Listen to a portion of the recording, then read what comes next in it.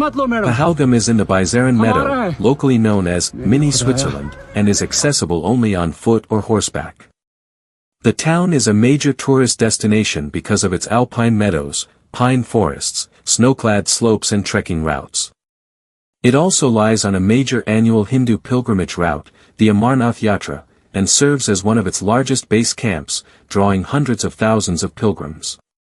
This year's pilgrimage starts on July 3rd and ends on August 9th. The attack on Tuesday hasn't been claimed by any group so far, and on Wednesday, Indian soldiers were still searching for the attackers. Many fear the tourism industry, which employs thousands of people, will be negatively affected. This also comes as Prime Minister Narendra Modi is soon expected to inaugurate a multi-billion-dollar railway line to Kashmir Valley, which his government says will help tourism and economic development in the region. Modi has decried the heinous act and pledged the militants will be brought to justice. India's powerful Home Minister, Amit Shah, visited the attack site on Wednesday. The India-Pakistan dispute over Kashmir. India and Pakistan have each laid claim to Kashmir since war broke out following the British partition of the subcontinent in 1947. Border skirmishes have long created instability in the region. The two arch-rivals have also fought 3 wars over Kashmir, where armed insurgents have resisted Indian rule for decades, with many Muslim Kashmiris supporting the rebels' goal of uniting the territory, either under Pakistani rule or as an independent country. India has accused Pakistan of fomenting violence in the Muslim-majority region. Islamabad denies the charge and many Kashmiris consider it a legitimate freedom struggle. Tens of thousands of civilians, rebels and government forces have been killed in the conflict. In 2019, Modi's government revoked Kashmir's semi-autonomous status and imposed sweeping security measures. Since then, his government has kept order in the region with a huge security presence and drastically curbed dissent, civil liberties and media freedoms. Attacks on tourists in Kashmir are rare. Militants had attacked civilians before, but the last major attack was in 2000. And though the region has seen a spate of targeted killings in remote mountains in recent years, violence has largely declined in the Kashmir Valley, the heart of anti-India rebellion.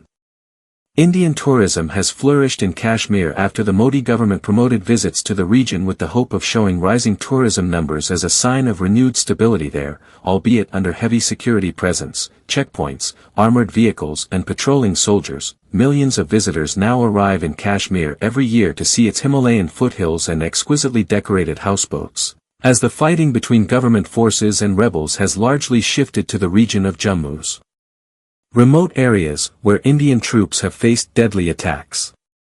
Tuesday's attack came as U.S. Vice President J.D. Vance was on a sightseeing trip to the Indian city of Jaipur on Tuesday, a day after meeting with Modi in New Delhi. Vance condemned the killings, saying, "Over the past few days, we have been overcome with the beauty of this country and its people. Our thoughts and prayers are with them as they mourn this horrific attack." He will be in the Indian city of Agra on Wednesday to visit the iconic Taj Mahal monument, which is some 1,000 kilometers, 621 miles, away from the attack site. Trump also denounced the attack and expressed solidarity with India against terrorism, and called Modi to convey his sympathies, according to Indian authorities. Other leaders from Russia, Ukraine, Israel, Iran, France, Italy and the United Arab Emirates also expressed condemnation. Militants had previously planned attacks to coincide with high-profile visits. One of the most notorious attacks was the killing of at least 35 civilians in a village in Kashmir shortly before a visit to India by then-President Bill Clinton. It was just another quiet morning in Kashmir, a land known for its breathtaking beauty, snow-capped mountains, and serene lakes.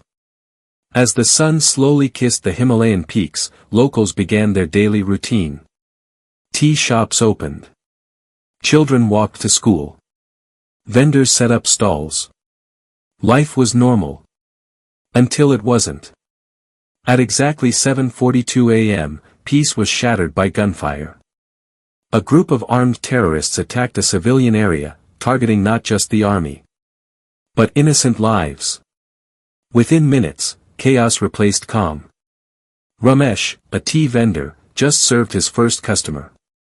He never made it to his second. A young boy, Imran, was on his way to school, his bag still on his shoulder when he fell. These were not just numbers.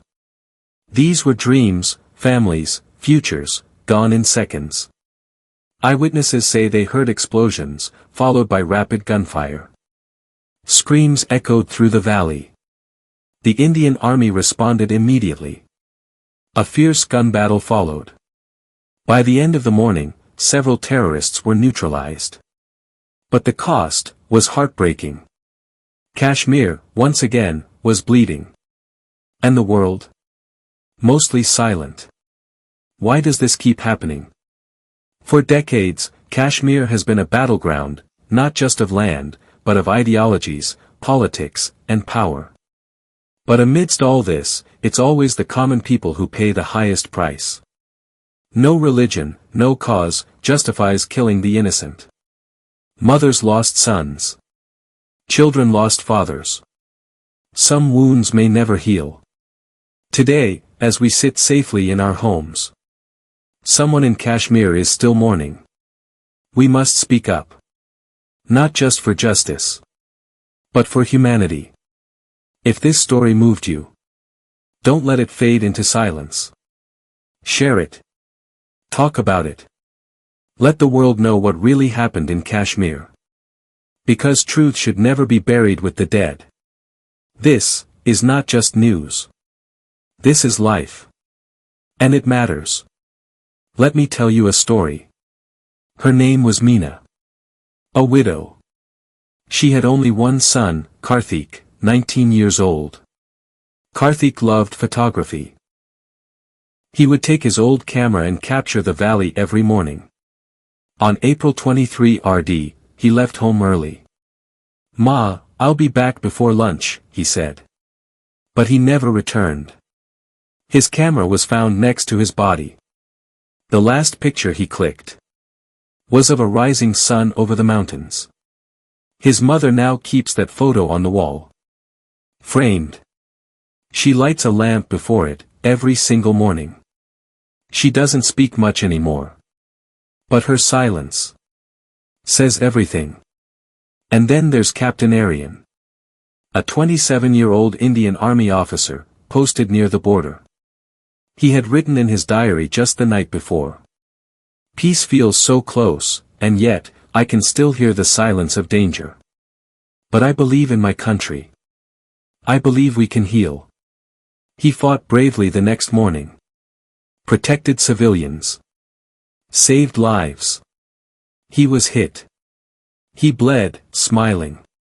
His fellow soldier says his last words were, "Tell my mother I did my duty. And I saw peace, in the people I protected." Today, that diary lies in a glass case at his base.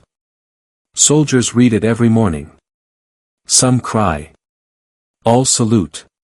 These are not just stories. These are the real hearts of Kashmir. And when the world ignores them, we lose our humanity.